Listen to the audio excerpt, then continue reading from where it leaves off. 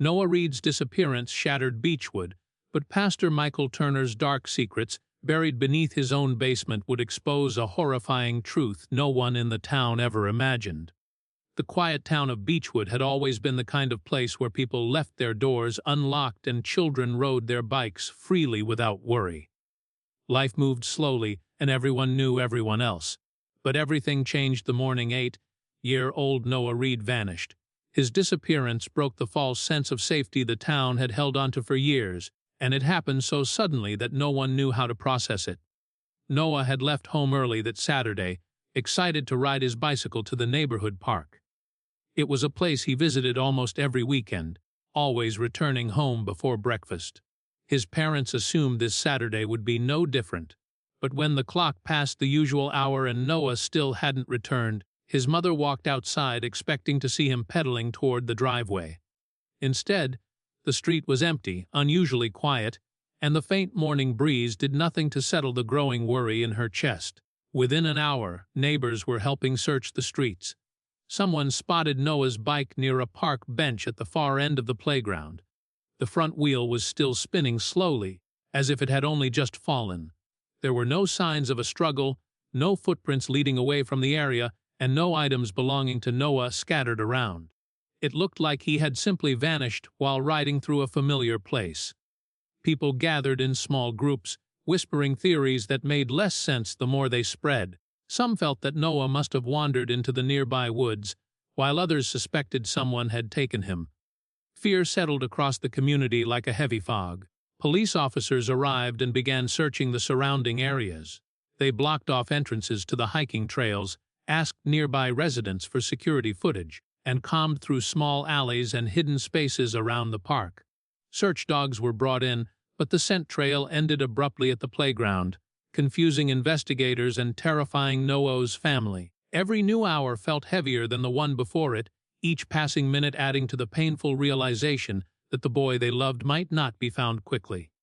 The town came together in unexpected ways. Volunteers walked shoulder to shoulder through tall grass fields and wooded areas hoping to find any clue. Flyers with Noah's photo appeared on lamp posts, bus stops, and store windows within hours.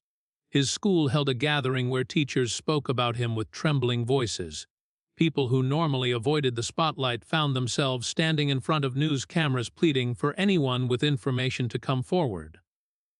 While the community united, investigators worked quietly behind the scenes, desperate for something solid to build the case on. They looked at every person Noah had interacted with that morning. Among these names was Pastor Michael Turner, a respected figure for more than a decade. His presence near the park on the day Noah disappeared was noted, but no one saw him as a serious suspect. Instead, he remained a friendly face in a growing crowd of worried townspeople. Days turned into weeks, and the once hopeful search slowly shifted into a painful waiting period. Hope flickered uncertainly, and the Reed family lived through each moment with growing fear. The peaceful town of Beechwood was no longer the same. What began as a quiet morning bike ride had become the start of a nightmare no one saw coming.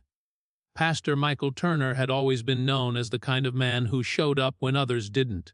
He visited sick neighbors, organized charity events, and made sure families in need received food during hard seasons. Because of this reputation, many people in Beechwood trusted him without question. He had been part of the town for more than 15 years, long enough for locals to see him as a permanent, dependable figure. But as the investigation into Noah Reed's disappearance stretched into weeks, small details began to surface that placed him under a different kind of light.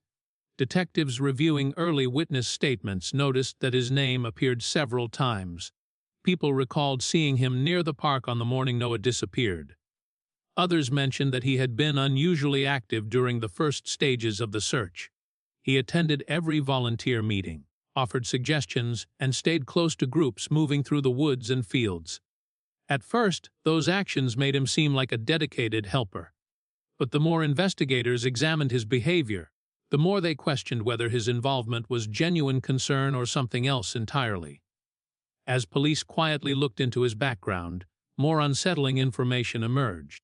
A few old church members privately admitted that some children had once mentioned feeling uneasy around him. The comments were vague, and had never been taken seriously at the time. But now they no longer seemed harmless. Detectives also learned that the pastor lived only 2 blocks away from the park, placing him close enough to notice Noah's routines over time. The proximity itself wasn't proof of wrongdoing, but when paired with other observations, it raised new questions. Another detail that bothered investigators was how frequently the pastor volunteered to help search near the park. He often positioned himself in small groups that stayed close to the area where Noah's bike had been found. Some officers thought he might have been trying to monitor the investigation, listening carefully for new leads or signs that police were getting closer to answers. It was a subtle pattern, but patterns like that were important when nothing else seemed clear. Although suspicion grew, law enforcement still lacked evidence strong enough to justify searching his house or the church property. Without a solid lead, they had to continue watching quietly. Meanwhile, the town's attitude toward the pastor began to shift. People who had once greeted him warmly now avoided eye contact. Parents pulled their children away if he walked nearby. Some families stopped attending church altogether, creating an uncomfortable emptiness during Sunday gatherings. Inside his own home, the pastor's life seemed unchanged. He continued preaching, organizing events, and appearing in public as if nothing in the world had shifted around him. But investigators watching from a distance noticed small things: blinds that were always closed, late night lights in the basement, and irregular movements of his car. None of these details were enough to move the case forward, but combined, they kept him on their list of people worth monitoring. The town's unease grew heavier as Noah remained missing. Residents whispered about the pastor behind closed doors, careful not to make accusations openly. Many felt torn, unsure whether they were misjudging a respected figure or overlooking the truth.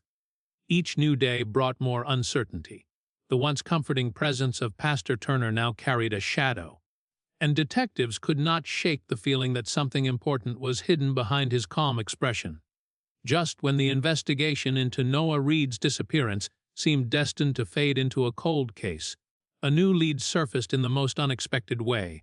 A retired construction worker named Harold Myers stepped forward after watching a news report about the ongoing search. He had been following the case quietly from his home outside of Beechwood, but something about the pastor's name triggered an old memory he could not ignore. He remembered doing an unusual job in Pastor Michael Turner's basement a little over a year earlier. At the time, the request had seemed strange, but he had not questioned it. Now, it felt important enough to contact authorities. Harold explained that the pastor had asked for immediate reinforcement of a basement section. He insisted that the work be completed in a single day, paid in cash, and required no paperwork or receipts. The pastor had stayed near him the entire time and acted tense, pacing back and forth while the concrete was being poured. The job had never made sense to Harold, but he assumed the pastor simply wanted privacy. Hearing Noah's name in connection with the pastor made him reconsider everything. Detectives took the information seriously. It was the first solid detail that linked the pastor to something unusual inside his home. They immediately revisited older records and found that the pastor had purchased several large amounts of concrete multiple times over recent years. The quantities were far more than what a normal homeowner would need for repairs. Combining Harold's statement with purchase histories finally provided enough grounds for a judge to grant a search warrant. The news stirred the entire town. Residents watched from porches and sidewalks as police cars arrived at the pastor's property early one morning. Officers entered the house with equipment bags, cameras, and scanners. A quiet tension filled the street as neighbors whispered to one another, unsure whether the search would reveal something important or clear the pastor's name completely. Inside the home, detectives moved carefully, documenting every detail. Nothing unusual appeared on the main floor, and the bedrooms looked untouched. However, when they entered the basement, the atmosphere shifted. Forensic experts noticed subtle differences in the color and texture of certain areas of the concrete floor. A heavy wooden cabinet sat against the far wall, strangely positioned and clearly too large for the small space. Scratch marks on the floor suggested it had been dragged repeatedly over time. Investigators moved the cabinet aside and found that a section of concrete looked newer than the surrounding floor. The surface was smoother, lighter, and slightly raised. It was not enough to make an average visitor suspicious, but to trained eyes it was a clear sign of recent work. The team marked the area and prepared to break through the floor. As word spread outside, more residents gathered, forming a silent crowd beyond the police tape. Everyone held their breath as officers brought in tools and began cutting into the suspicious section. Hours passed as they carefully chipped away at the concrete. The steady echo of tools striking the floor created an unsettling rhythm, each strike carrying the weight of what might be beneath. For the first time since Noah disappeared, investigators felt they were on the edge of uncovering something that could change the entire case. The air in the basement grew heavier with every layer removed. None of the detectives knew what they would find, but every instinct told them they were about to reveal the truth that had been hidden for months. The basement grew silent as the final layer of concrete cracked under the tools. Investigators paused, aware that they were no longer breaking through ordinary flooring. The air felt heavy, thick with the weight of what everyone feared might be below. A faint smell began rising from the opening, confirming that something long hidden was finally being exposed.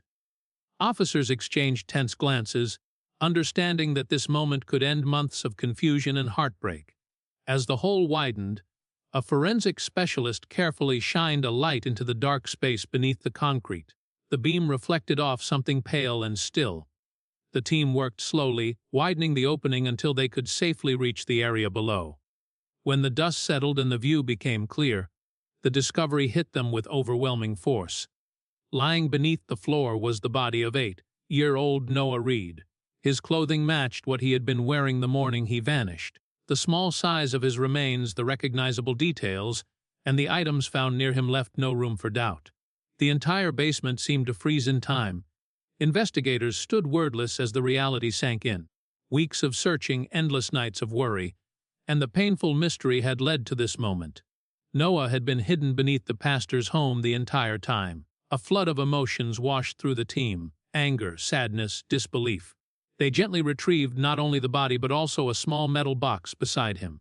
Inside were items Noah had been known to carry: a favorite baseball card, a short pencil, and a folded drawing from school. The simple belongings made the discovery even more heartbreaking. Outside, officers moved quickly to secure the area. News of the discovery spread within minutes. Crowds gathered again, but this time the atmosphere felt heavier, filled with shock rather than curiosity. Parents held their children closer. Neighbors cried openly. Everyone had feared the worst. But no one expected the truth to be found under the home of a man who had been trusted for so long. Police escorted Pastor Michael Turner out of his house immediately after the discovery. He was placed in handcuffs and taken into custody while a mixture of disbelief and anger swept through the town. People who had once attended his sermons, volunteered under his guidance, or sought comfort from him now watched him with a sense of betrayal. Everything they believed about him had shattered in a single moment. Inside the basement, forensic experts continued examining the area. They documented the layers of concrete, the way the floor had been sealed, and signs that the pastor had worked carefully to hide the space. The smoothness of the newly poured section indicated planning rather than panic. Investigators soon realized this was not a quick decision made in fear. It had been a calculated attempt to cover up a terrible act. Further analysis of the basement revealed even more unsettling signs. There were older patches of concrete, different in texture and color from the one covering Noah. This suggested that the pastor had performed similar work before, long before Noah vanished. Although investigators could not immediately confirm what those earlier patches hid, the implication alone shook everyone involved in the case. The possibility that Noah was not the pastor's only victim added another layer of fear to an already horrifying discovery. The search ended with heavy hearts. The truth had finally emerged, but it brought no comfort. The Reed family's hope had transformed into unbearable grief, and the town's trust had been shattered. Noah had been close all along, hidden within a place the community believed was safe. The basement of the pastor's home would forever symbolize the darkest secret Beechwood had ever faced. The arrest of Pastor Michael Turner should have closed the case, but instead it opened the door to a far more disturbing truth. As investigators prepared for trial, they dug deeper into his past, determined to understand who he truly was and how he managed to hide behind a gentle image for so many years. What they uncovered shocked not only the town of Beechwood, but also law enforcement from multiple states. The first discovery came from a stack of old church documents stored in a locked cabinet at the back of his office. Buried among routine papers were identification forms that did not match the name he was currently living under. Authorities soon learned that Michael Turner was not the name he was born with. He had changed his identity nearly 2 decades earlier, leaving behind a different life in a different state. When detectives requested records from his past location, they found that he had once been questioned in connection with a missing child case. The investigation at that time lacked evidence, and he disappeared shortly after, never returning to face further questions. With this revelation, every detail of his life in Beechwood felt like part of a carefully constructed mask. He had entered the town quietly, taken on a role that gave him immediate trust, and surrounded himself with families who believed they knew him. He participated in community events, led youth programs, and visited homes regularly, always presenting himself as a patient and caring figure. The more investigators uncovered, the clearer it became that nothing about his public life had been accidental. He had chosen a position that allowed him easy access to children and unquestioned respect. Financial records revealed even more troubling information. Over the years, the pastor had made large cash withdrawals and used prepaid cards to avoid leaving a paper trail. These patterns suggested secretive travel, possibly to avoid detection or to relocate whenever suspicions grew. Surveillance footage from nearby towns placed him in areas where other unsolved child disappearances had taken place. Although none of these cases could be conclusively tied to him yet, detectives felt the pattern was undeniable. They feared Noah's death might not have been an isolated incident but part of a much larger hidden history. As the investigation grew, families from his previous communities were contacted. Some reported odd behavior they had noticed but dismissed at the time. Others recalled sudden changes in his schedule or unexplained trips. The idea that the man they had trusted could have harmed multiple children left many feeling guilty for not seeing the warning signs earlier. Beechwood residents were equally shaken, struggling to understand how someone with such a calm and comforting presence had managed to deceive an entire town. The church he once led became a symbol of betrayal. Attendance dropped to almost nothing, and the building sat cold and silent as investigators continued searching for information. Community members held vigils for Noah, placing candles, drawings, and flowers near the park where he was last seen. Each memorial reminded them of the innocence lost and the danger that had lived among them without detection. In the end, the truth about the pastor was a harsh reminder that evil often hides behind familiar faces. Noah Reed's story became a warning not only for Beechwood, but for every community that values trust without question. The trial that followed would reveal more details, but the damage had already been done. The town would never again feel as safe or as trusting as it once had. Noah's discovery had exposed more than a crime. It had exposed the unsettling truth that darkness can grow quietly where no one expects to find it.